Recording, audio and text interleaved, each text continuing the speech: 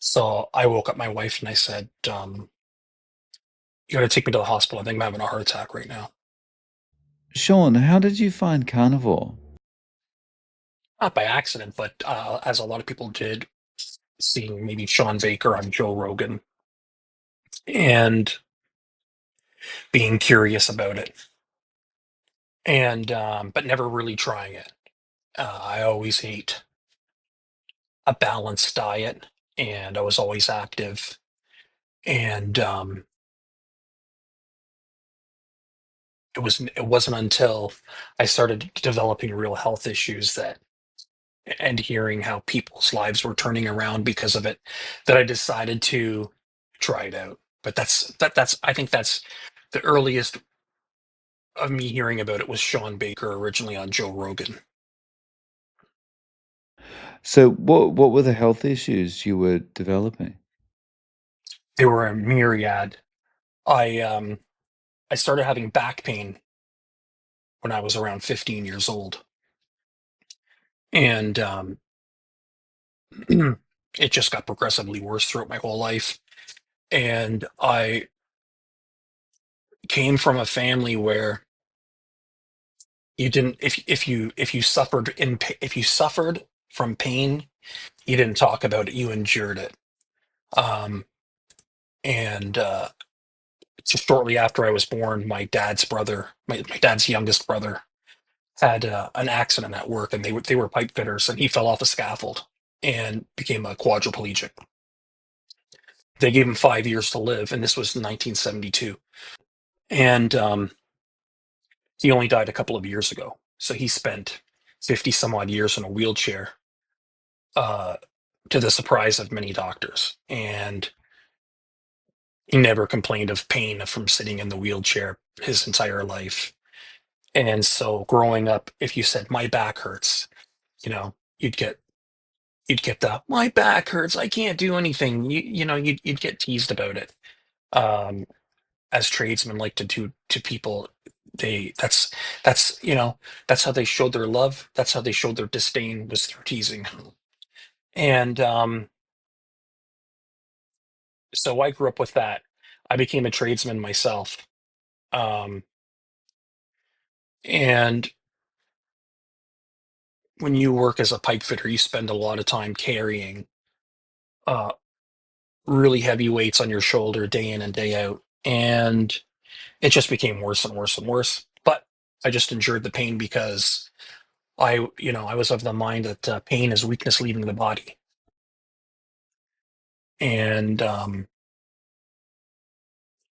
so I just carried on working, and just dealt with it, and made myself stronger through martial arts and uh, weight training and that kind of thing, and flexibility, and just did that because that was the only way I could combat it. But I was 30 years old, and I was seeing orthopedic surgeons. They were looking at my back, and but basically telling me there was nothing that they could do unless things went really bad. And so I just decided being strong was the way to counteract it. And then I started middle of my 20s. I started getting acid reflux really bad. And again, like, I was of the mind that as long as I'm working out and training hard and burning calories, that I could eat anything I wanted, as long as I was expending that energy, um, by way of exercise and hard work. So I mean, I used to eat when I was really active. I was doing martial arts 5 days a week. I was working 5 days a week, and eating mass quantities of food, potatoes, which I mean, I love potatoes. I love carbs of any kind. I was addicted to Pepsi Cola, from a young age. My first time I ever had it, I was just like, "What is this?" And so I felt as long as I was working hard, I could eat whatever I wanted. But my acid reflux got really bad, to the point where it was like it was an annoyance that something like Tums or Rolaids couldn't take care of. And I finally went to see my doctor about it, and and he prescribed a drug called Pariet, which it's called Rabeprazole, and it helped in the beginning, helped a lot. And so I just continued eating, you know, and I was given the advice: don't eat fatty foods, you know, limit your limit your uh, red meat intake, um, stick to leafy grains. That'll help get rid of your heartburn. Well, I stuck to that advice, and it was it just did not help. So I was on this medication for, I want to say, close to 20 years, only to do my, like, I'll give a little bit of background about my love of science. I studied, I was a big science buff on my own ever since I was a child. So I was always reading about scientific principles or studies, or reading about physiology and learning how the human body works. When I was 28, I went and studied shiatsu um, at a school in Toronto called the Shiatsu Academy of Tokyo. And I learned from a guy that was taught by Tokujiro Namakoshi, who was the founder of shiatsu. And when I was at school there was a lot of emphasis on learning about science and physiology and nutrition. And um, while I was at school there, the doctors that taught us, said, if you need to learn about something, go on PubMed or go on National Institute of Health and read the research. You know, we're giving you enough understanding here at school where you can go and read that stuff and gain an understanding of it.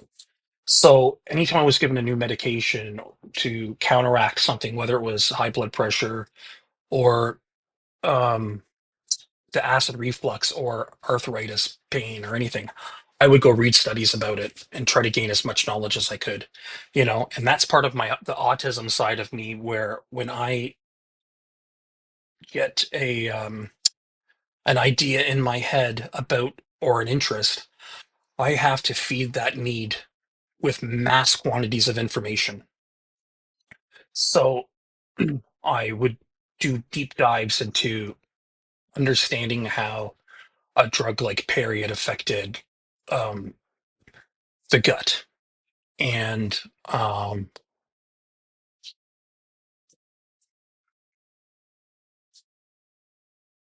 what I learned after being on it for so long is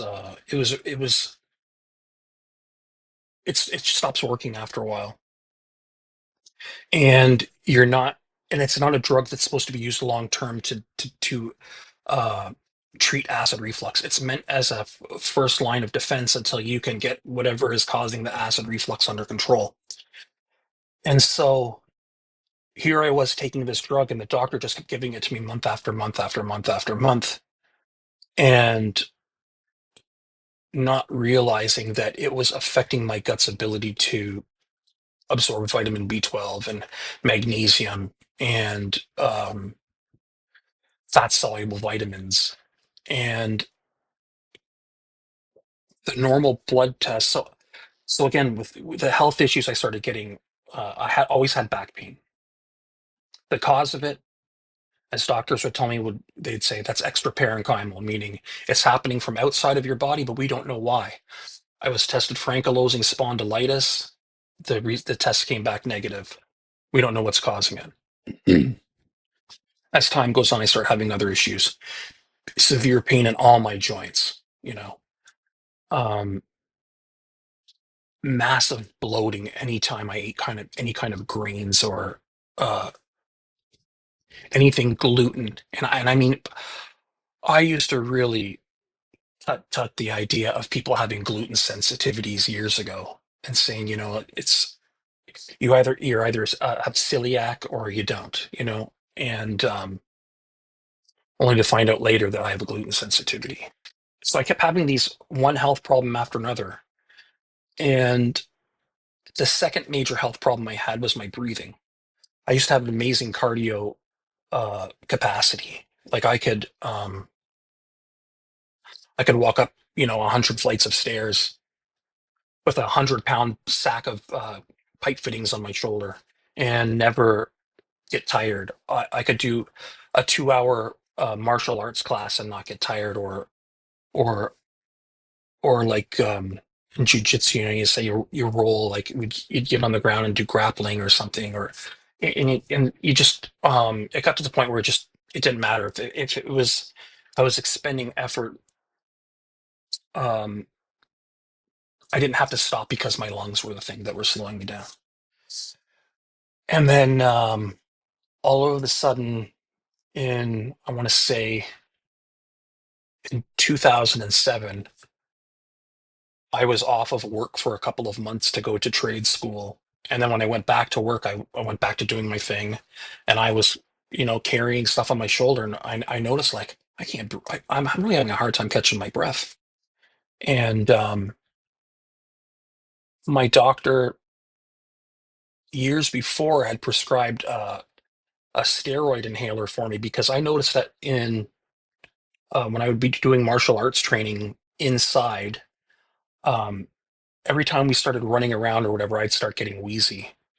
Now, that was due to a dust mite allergy that I only found out about a couple of years ago. And it's a severe dust mite allergy, and it's not very common in people. People get affected by dust, but to have an actual allergy where when you have the allergen on your arm that you get a huge welt, where it's causing severe inflammation. So anyway, so in 2007, 2008, I started having severe breathing problems. My lung capacity was reduced by 50%. So now I have severe back pain by that point, and my lung capacity's shot. I saw, I went and saw an exercise physiologist, and he did a bunch of stress tests on me, and that was his assessment. Your lungs are shot. I said, well, what does that mean? How do I fix them? And he says, you don't, you know? Um, okay. So that was a hard thing to take. Um, so I've got back pain. My lungs are going. I have joint pain everywhere, bloating. Like my stomach always feels like I have a bowling ball inside of it every time I eat. And And meanwhile, the reflux is still an issue as well. the reflux is just terrible. Like this, that's what led me to, it was the reflux was the last straw kind of thing. One night, my daughter planned a trip to go see her grandmother in Florida because she had a place down there, and it was her first solo venture on her own. And she was, I don't want to say a sheltered kid, but it was her first foray out into the world, you know as a 14, 15-year old, and she wanted to do it all on her own. And so that first night when she left, I decided my wife and I were going to sit and watch a movie, and I was going to have a pizza, right? And we were going to stay up all night and watch movies. So I ordered a pizza. I started chowing down on that. My wife fell asleep on the couch as I'm watching the movie, and next thing I know, I'm having heartburn, but it's like the most savage heartburn feeling I've ever had. And so I looked it up online, and it said that could be a symptom of having a heart attack. But I wasn't having any pain in my left arm or anything like that. And so, and my heart was pounding like crazy. I ran into my room, put on my Apple Watch, and immediately did like an EKG on it. And it alerted me and said, your heart rate's way too fast. The EKG's inconclusive. So I woke up my wife and I said, you got to take me to the hospital. I think I'm having a heart attack right now. Right. Uh, you know, I don't know what else to say. And it wasn't anxiety. It was something more. And we walked into the hospital, went into triage. I told her what was going on. They walked me right into a room, put the EKG on me, and drew blood to check to see if there was any markers for a heart attack. There was no markers for a heart attack, and the doctor on call said, "I'm going to give you um, something to drink. To It's going to be like a Malox or something, and an anesthetic, basically, to calm my esophagus down." And so I drank that, and she says, if the pain goes away, that's a good sign. It means that this is probably heartburn and not a heart attack. If you drink this and you still have the pain, then we're going to have to keep doing tests. So I drank it. A couple of minutes later, I'm like, oh gosh, I'm getting some relief finally. She says, okay, that's a good sign. She comes back about, I don't know, a half an hour later, and they have me on IV fluids already. And she comes back with a bag of magnesium, and she said, we're gonna hang a bag of magnesium for you because you're really deficient in magnesium. And I'm going to back up a couple of steps here. Um, One of the other things that was dealing with, in addition to the other things I mentioned, was I was having constant issues with my fingers twitching. Like I would be sitting there and I would get twitching in my fingers, twitching in my eye, and severe muscle cramping all over my body all the time. Like I could be just sitting there and all of a sudden get a serious cramp in my back or a cramp in my calf or anywhere. And only to find out that that's caused by a magnesium deficiency. I had constant fatigue, like extreme fatigue, extreme. I was very, very easily irritated. Like, like at that point in my life, I was hanging on because of my family. You know what I mean? And but every day I would wake up and I was feeling like I don't want to be here because I was in mental pain, I was in mental anguish, and I was in physical anguish. And I also had a B12 deficiency that I've known about since I was in my late 20s, for which I used to get injections for. So she brings in the magnesium bag and says, you're deficient in magnesium. And I'm like, really? Like, how much? And she says, it's a serious deficiency. It's the kind where it causes health problems, you know? And and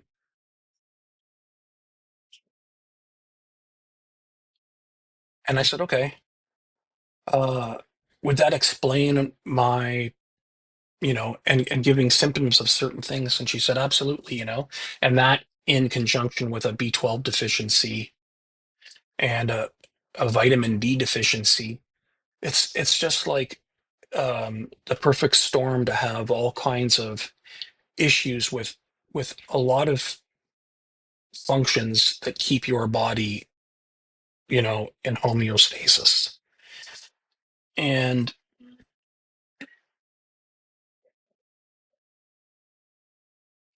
it was that getting that IV.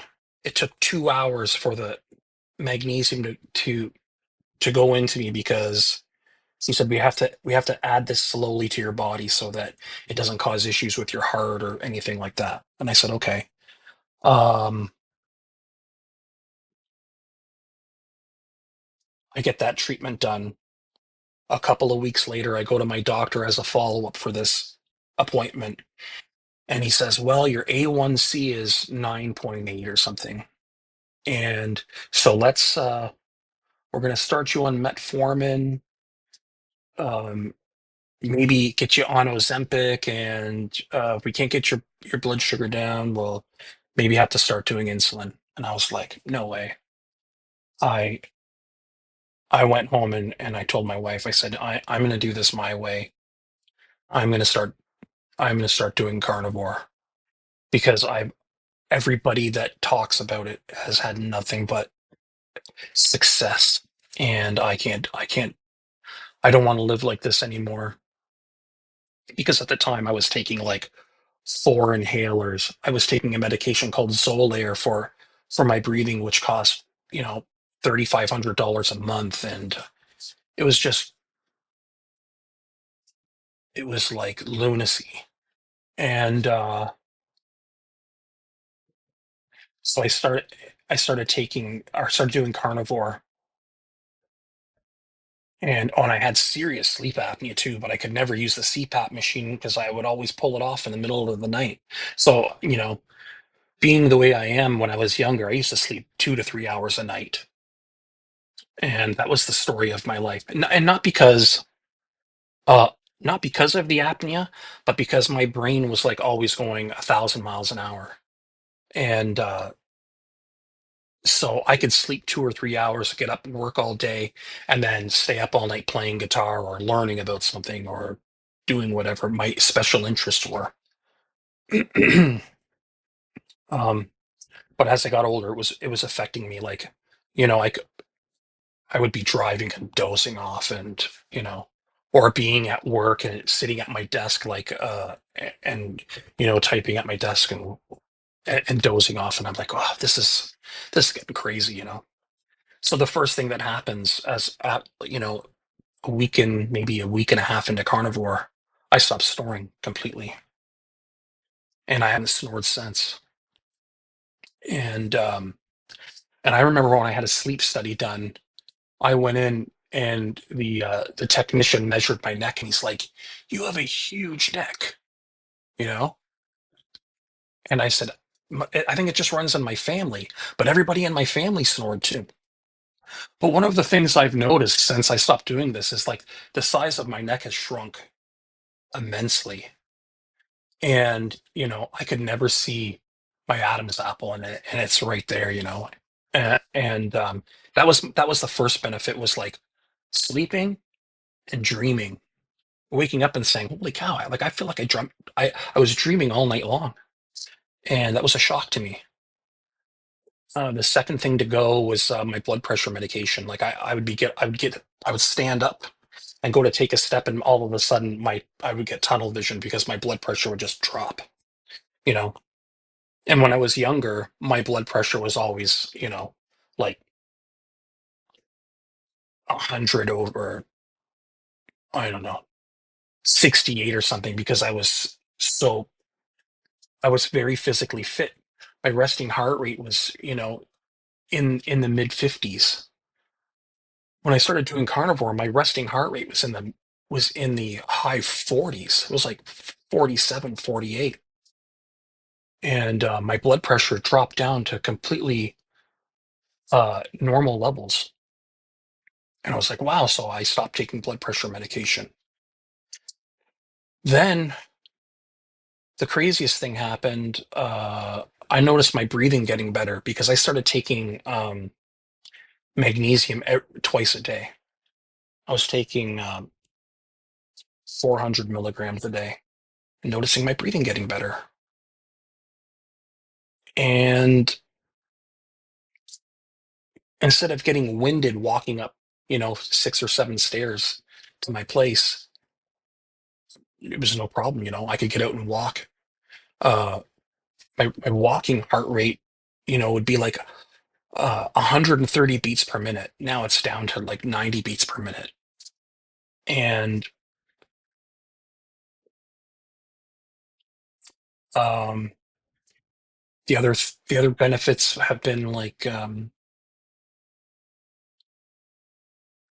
anxiety. Let's talk about anxiety. A lot of people on the spectrum tend to suffer from really bad anxiety.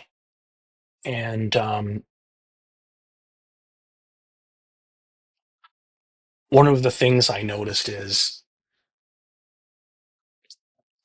uh, normally there's like a din in my brain, like standing in the middle of a shopping mall or an airport nonstop. It's just like it's background noise constantly. And one of the things I noticed with carnivore is that noise stopped. And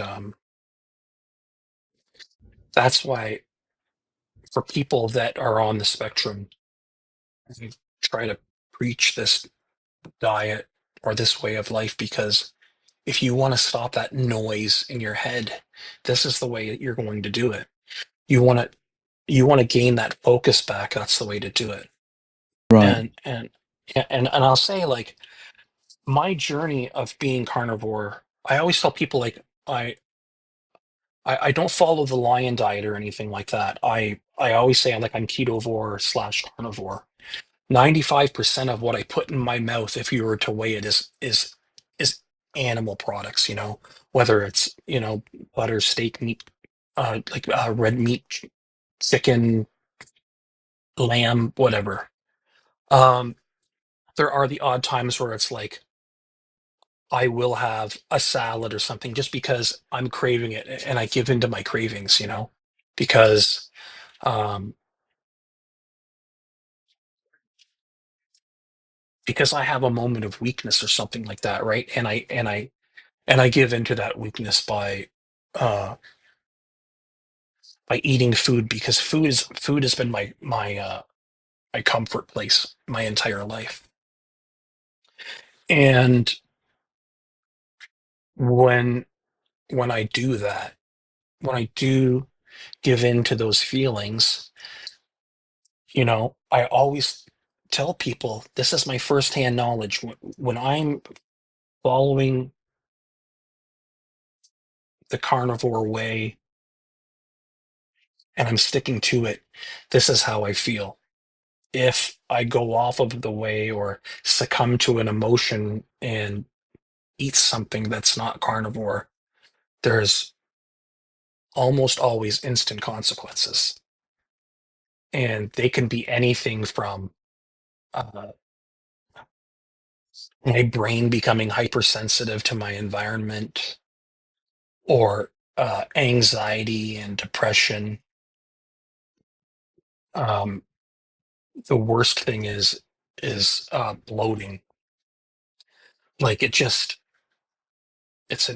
amount of bloat is incredible. And pain in my joints. Like, I'll get pain in my shoulders that's so bad that I can't sleep. And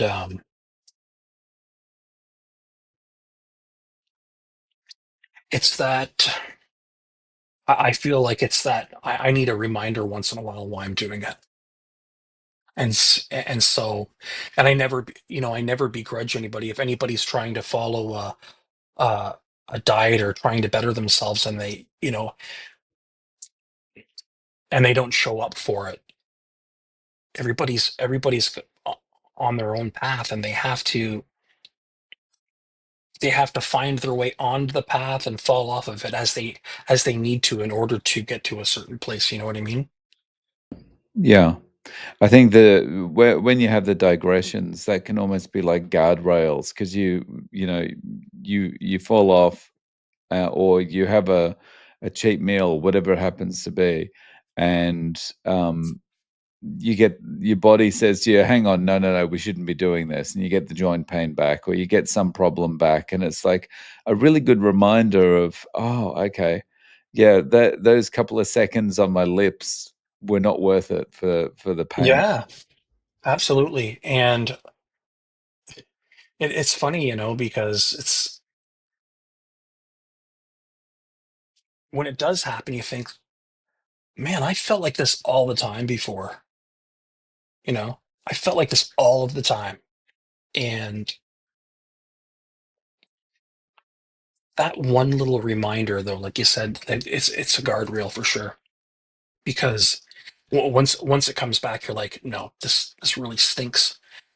And yeah, but I mean, part of what uh, the other thing that is the killer, though, is when you do it, is the food noise that comes back with it as well. Um, I don't think when people talk about hunger, that hunger is like the hunger that most people experience on a day-to-day basis because of the diet they eat is simply due to hormones in your body saying, feed me more sugar, you know, put more carbs into me because it's easy. And when you're doing carnivore and you're fat adapted, not eating for 2 or 3 days, all of a sudden it's not such a big deal. You don't really experience hunger like you would if you ate an apple and then 20 minutes later your stomach is saying, put more food in me. And people experience that as extreme hunger, and that's not extreme hunger. That's false hunger, you know? Right. Yeah, you eat the apple and then, yeah, 20 minutes later, it's like your body's saying, "Feed me more apples now." Yeah, or a banana or anything like that, Or you have you think you're having a nice healthy sandwich with oh, some French bread or Italian bread or something like that. And it gets in your stomach and you're full at first. There's that fullness, and for me, that extreme bloat. But then 20 minutes later, extreme hunger pangs, and it's like, where are these hunger pangs coming from? Because that food still has to be in there. There's no way it's gone, you know? And so yeah, I remember the first time I did a long fast uh when I became fat adapted.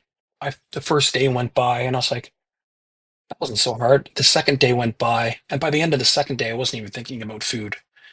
But you have to have a bit of a warrior mindset when you do these things uh, because if you don't, it's too easy to be tempted. And I say warrior mindset because uh, warrior mindset is kind of like living second to second. You know, you have to you take each second as it comes, and then once that second's gone, you forget about it and only worry about what's happening in the present.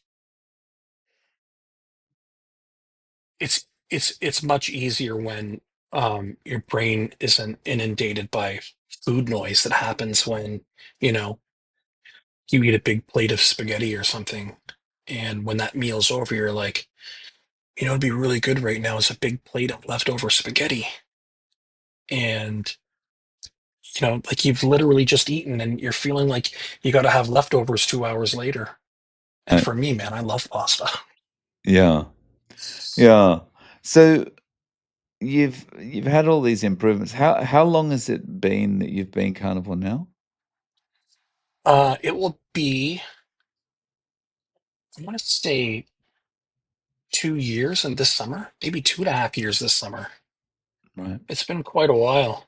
Yeah. Um, and I mean, with a minor setback here and there, but I've maintained eating like a carnivore. Uh, and like I've reached the point now where I was really watching my weight in the beginning, and I was getting my blood checked really regularly. And one of the things my doctor was worried about, oh, if you do this carnivore diet, your cholesterol is going to shoot up and blah blah blah. And I mean, like at the time, it was already crazy high. Triglycerides and all of these measures of health were super high, and by all by all measures I was in a really dangerous place. My kidney function was down. If you go on a carnivore diet, it's going to tank your kidneys, your lipids are going to go up, and it's really going to be bad news. My last blood test, my doctor was like, I can't believe it, your A1C is 5.8, and your kidney functions return to normal, and your lipids are almost all normal with maybe a slight elevation in LDL.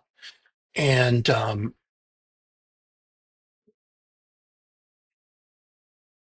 it's shocking to him, but I'm like, if all I've done to my diet, done to myself is strip away all of the garbage, which is quote unquote healthy food, and sticking to eating meat and salt and butter or whatever, how is it that by all of your metrics, I am in better condition now than I have been in the last, I don't know, 10, 15 years? You know what I mean? Like I was to the point, Dave, where I like we probably talked about this the last time. I was walking with a cane, and like my back pain was so extreme. It was like I still sleep on the floor because it's better for me. It provides me with a better sleep. I can't sleep on a mattress because the damage is done to my spine. But now uh I can be on my feet for hours at a time. I'll never be able to go back and do the job I used to do as a pipe fitter because um there like I've lost feeling in my legs and the bottom of my feet because of where my vertebrae kind of crunch down on my lower lumbar nerves, and it sucks because I would love to be able to go back and earn that kind of living again. You know what I mean? But I I'm using this opportunity to of feeling better and feeling like I can actually uh, provide for myself and my family by doing something that I love rather than something that I kind of got into because that's just what everybody in my family did for a couple of generations. Right. Um, so we spoke, it's about a year ago since we spoke. Um, in that time, how have things gone? Like your resolve has strengthened, or have you noticed anything else happen? Oh, it's it's I would say every day that goes by convinces me that this is the right path for me. And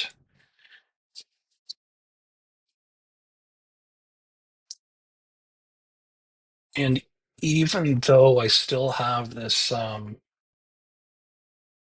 kind of neurodivergent view of life and how I have to do things, it's given me sort of um,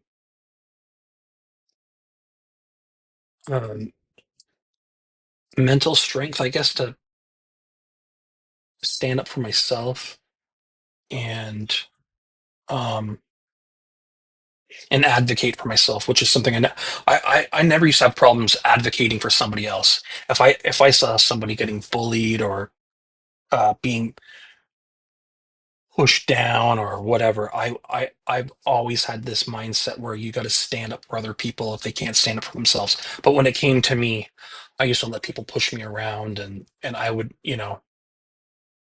I wouldn't say crap with a mouthful. And what I'm feeling like now is I'm having more uh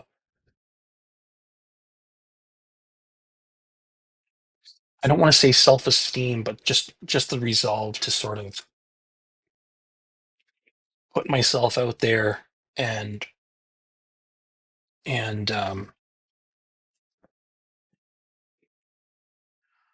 I don't know. I don't know how to describe it. It's just a feeling of it's just a feeling of well-being, I guess. And I think I think from all of the videos I've watched of people talking about being on carnivore, that's something that a lot of people on carnivore get. They get a sense of calm and a sense of their self. And I feel like I have more of a sense of myself. I always thought I did when I was younger. I always thought I had a sense of self when I was younger. I always thought I was very self-aware, only to find out that, maybe I wasn't so self-aware. Um, and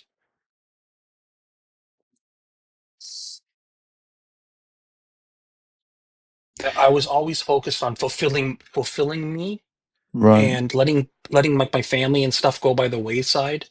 But now I try to be more aware of that, I guess. So, um, that what you just said interests me a lot, where if someone else is in trouble, like, you would be able to jump in and defend them, and you can see the injustice that's happening and that kind of thing.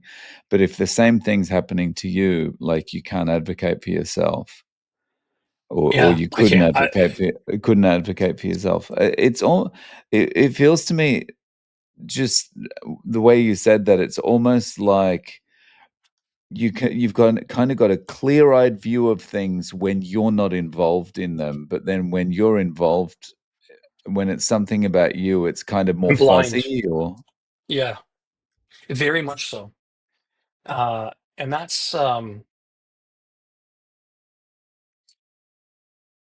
it's it's really hard. Like if somebody was taking advantage of me, I wouldn't see it at all. You know, I was just always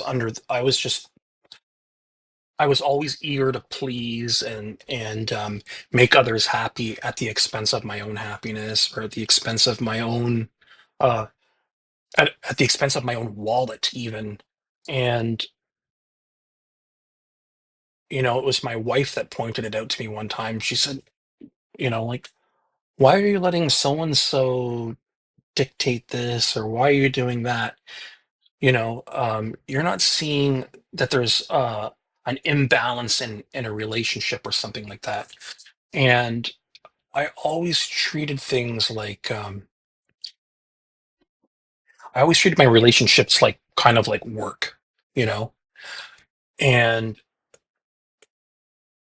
I always found myself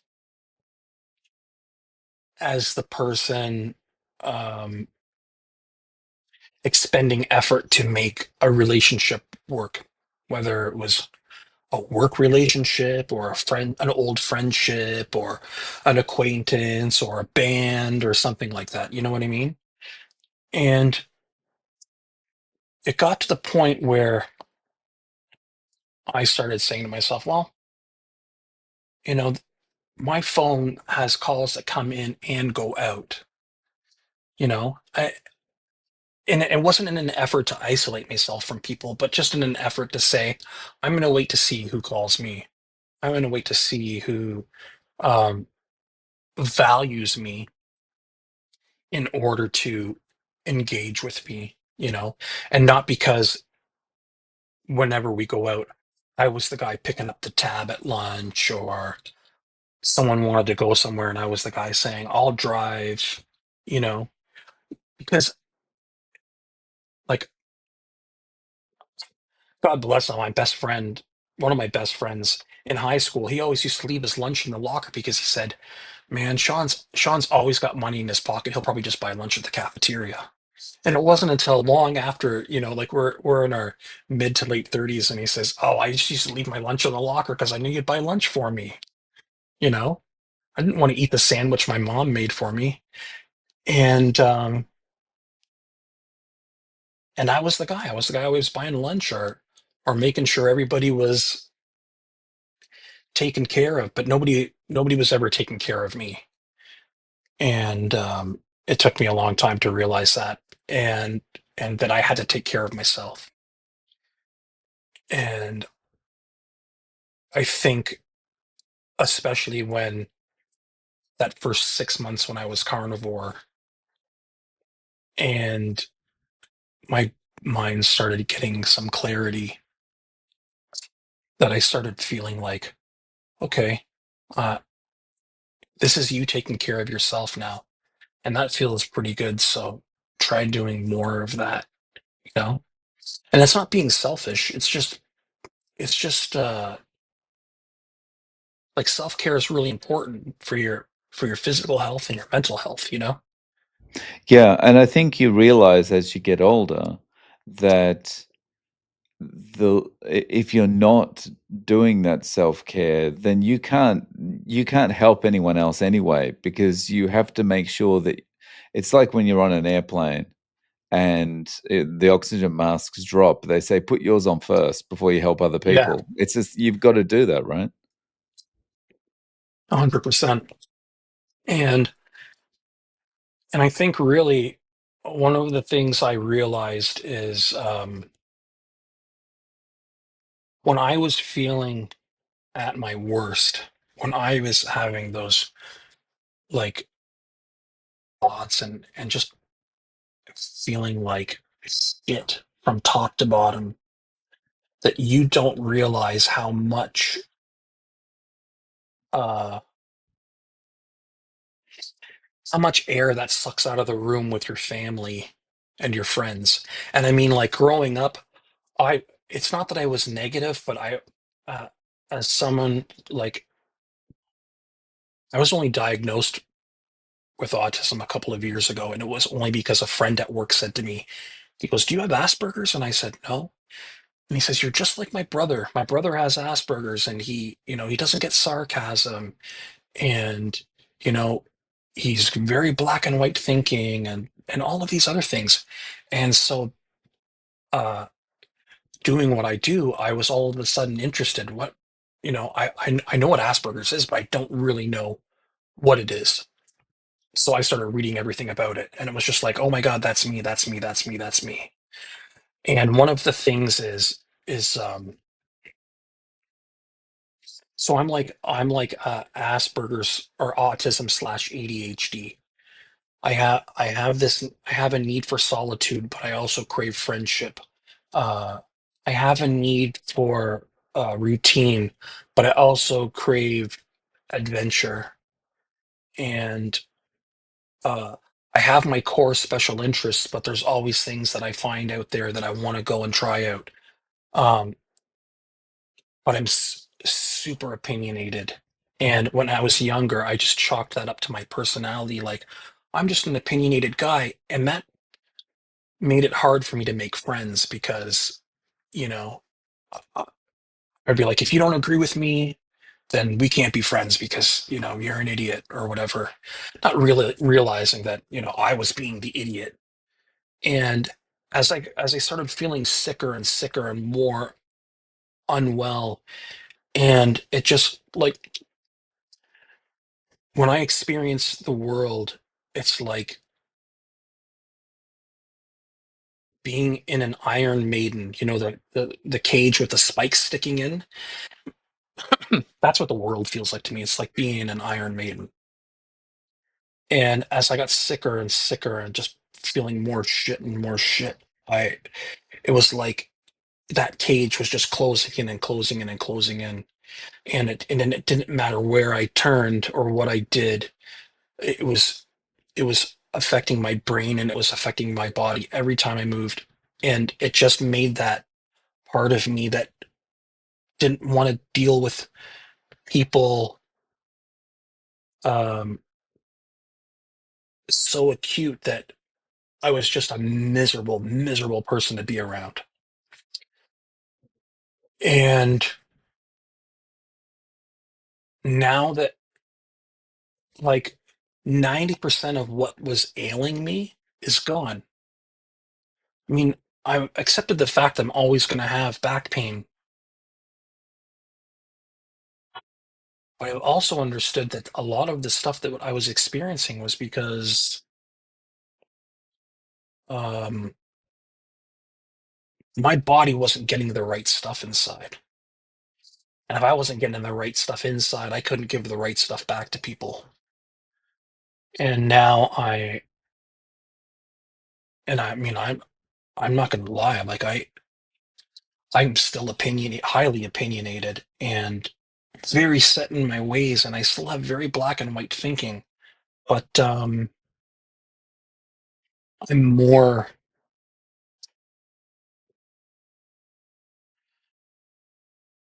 Uh, I'm just more. I'm a little easier to be around now, I guess, and I think that comes from that sense of the noise, my brain noise being diminished because of how everything's working. I imagine it because of that noise being reduced, it gives you more kind of self-awareness as well. Like maybe let's say you're talking to someone and you still have that black and white thinking, but you might be a little bit more kind of you might be a bit more observant of what your thinking is and that kind of Oh, thing. 100%.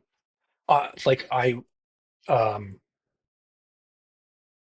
to the point where I catch myself feeling a certain way and thinking, like I have to physically tell myself, not physically, I have to mentally tell myself, you aren't seeing it from this person's point of view because uh, I am one of those autistic people that lack empathy. I can't, um, I can't put myself into somebody else's shoes unless I've had a similar experience. And then, so one of the things people would often hear me say, they'd say something to me and I'd say, oh, that's like when I blah, blah, blah. And one of the things you end up hearing is, why are you making this about you?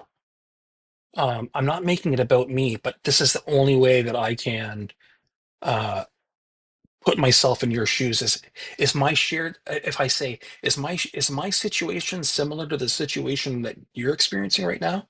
If they say yes, I say I get it. Um, but unless I have that experience, unless I have a shared experience with somebody or an experience that I can share that's like that, I can't empathize with anybody. I always thought I was very empathetic, but what I was sympathetic.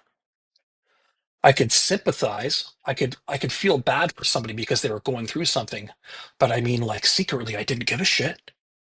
And that's what when I finally understood, like I lack empathy. That was a real hard pill to swallow because I thought I was a very understanding and empathetic person. And it doesn't say I wasn't kind. I was kind, but um, so, if somebody was hurting and I didn't understand, my only feeling was I pat them on the head like a dog and be like, there. It's okay. Everything's going to be okay. Uh, now I'm more, now I understand that more. I really think um, when it comes to autism, one of the things I've read is that uh, when a mother is pregnant, if they're experiencing high levels of inflammation for whatever reason in their body, that those things can affect the baby. And um, so it somehow affects the chemistry of that baby when it's growing. And my mother had like rheumatoid arthritis and inflammation problems her entire life. And apparently, especially when I was born. And I'm also finding out that it's that there's a quite a hereditary component to autism. And my dad probably had it when I look back because I see my own behaviors and behaviors of my father and stuff that are very similar. And now that now that there's less noise in my brain, I'm I I try to be more aware and more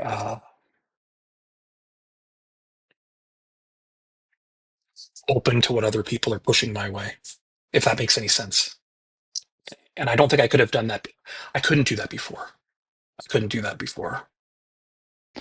Yeah, that makes a lot of sense. Just it feels like, yeah, like there's probably this hereditary component there, but when you're filling your body with like these inflammatory foods and junk all the time, like there's no way you can manage anything about it, right? It's only going to exacerbate the problem. 100%. A hundred Mm. percent. And I know this because when I eat the foods that cause the bad feelings or the inflammation or whatever, I mean, it's enough that where my wife notices, you know what I mean? Um, if it was like on my birthday this year,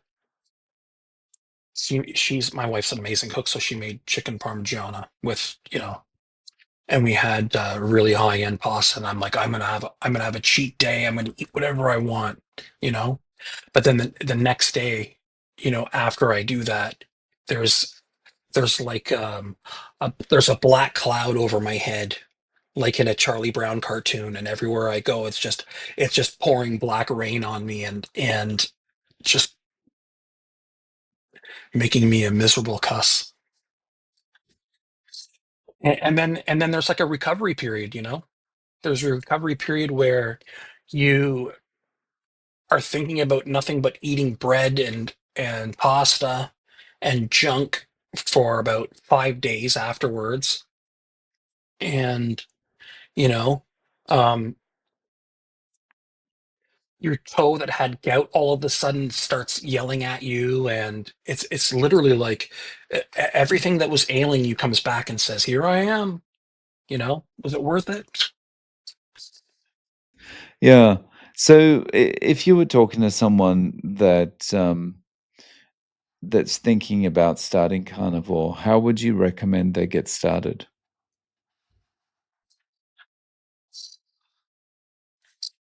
Probably not like I did. Not like uh, putting everything cold turkey and then going at it. But I would definitely recommend saying like um, anything that you're eating that's simple carbs, bread, pasta, potatoes, carrots, um, eliminate that stuff. That's the first stuff you eliminate. And the next thing is going to be weaning yourself off of the all of the green stuff. And I mean, imagine living your whole life where you have constant stomach upset and bowel issues, and like you're sitting on the toilet, you know, 2, 3 times a day. That's not normal. You know, you don't like when you're eating a proper diet, you know, you're not spending like whole sections of your day sitting on a toilet eliminating waste. You know, it just doesn't happen like that. And um, they're going to go through a change with their digestive system, and to expect that right away, that change is going to happen, and to not be alarmed by it. So cut out the carbs first, cut out the simple carbs, those easy, pleasurable carbs, and take it minute by minute. Take it minute by minute. And then once you're off of those and you're following more of a ketogenic diet, then start stripping away the green stuff. Um, and then when weird things start happening, when you start stripping away the green stuff and your body starts shedding oxalates, don't be alarmed. Don't be alarmed when your eyes start getting all kinds of weird, weepy things happening, or you start seeing spots on your skin, or your joints hurt even more. Because there was a period of time where my joints really, uh, I was in pain, but they started hurting even more. And apparently that's just your body shedding oxalates. And um, all of your aches and pains are probably going to ramp up a little bit and then start trailing off. But the benefits there's benefits that are going to start happening immediately. It's just like it's like quitting smoking. You know, as soon as you take that cigarette out of your mouth and extinguish it, your body starts going through the process of healing until you stick another cigarette in your mouth and you start the damage process all over again. It's the same thing with food. As soon as you eliminate a food from your diet, your body goes through the process of eliminating all of the stuff that food caused. And whether it's having excess glucose in your blood, which your body immediately says, we need to get this crap out of our bloodstream right now because this is not a good position to be in. Uh, so when you stop doing that and your liver starts taking glucose and converting it to fat and then storing it in your fat cells, and your non-alcoholic fatty liver disease starts disappearing and your liver starts functioning normally again, and your kidneys start functioning normally again because your blood isn't packed full of glucose, those health benefits are going to start.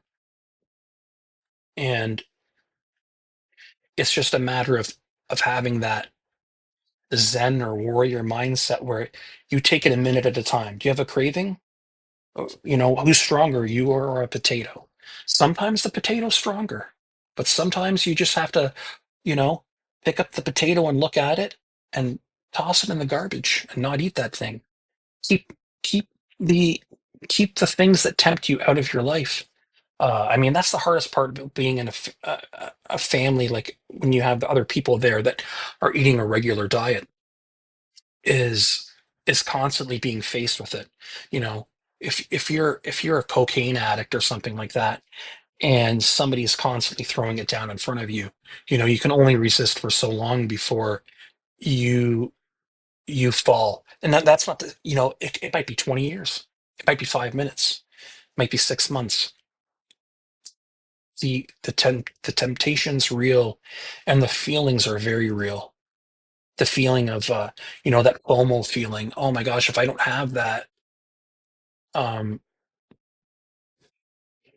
in that moment, it's like my life is diminished because I don't get to have this. But it's, you know, it's going to be diminished when you get it. And yeah, it's this it's just a slow elimination until you're there. Because then once you're there, then it becomes easier. And that's my advice to people. Yeah. You know, Nice. Um, so Shawn, how can people get in contact with you? You've got a YouTube channel? I do. I haven't posted to it in a while because I have, like, that's the crazy thing about being autistic. And I I'm a very creative person. Like, you can see my music stuff behind me, and I do art. I'm a photographer. Uh, but I have this feeling like I said about the Iron Maiden, and posting videos about myself or where I'm the star of the video is very tough. And uh, they can go to my channel, The Autistic Carnivore. I have a bunch of videos up right now, and my goal this year is to start putting more regular content up and talking not just about being a carnivore, but talking about how maybe eating, you know, a regular diet as opposed to a carnivore diet affects affects my brain. and and trying to give people that are on the spectrum maybe a little bit of hope that, you know, you can gain control of your of your senses, let's say. You know, you can turn down the hypersensitivity by following a carnivore diet. But yes, I'm the autistic carnivore on YouTube, if anybody wants to check it out. Yeah, no worries. I'll link to your channel in the show notes. Shawn, thank you so much for coming back on and letting us know how things are going. I really appreciate your time. I love talking to you, Dave. It's so easy. And like, I mean, your videos were part of the videos that I watched that really got me into this. And I've been watching all of the interviews you do and all of the people that are having so much success. And I just feel like the more we talk about this, and the more, if we can get more doctors on board that adopt this lifestyle and say, wow, the changes are immense, that it's going to change medicine. It's going to change how people heal themselves, and that's really awesome and amazing. And I'm really thankful for you being out there and just sharing your stories and stuff, because it's been a real inspiration to me.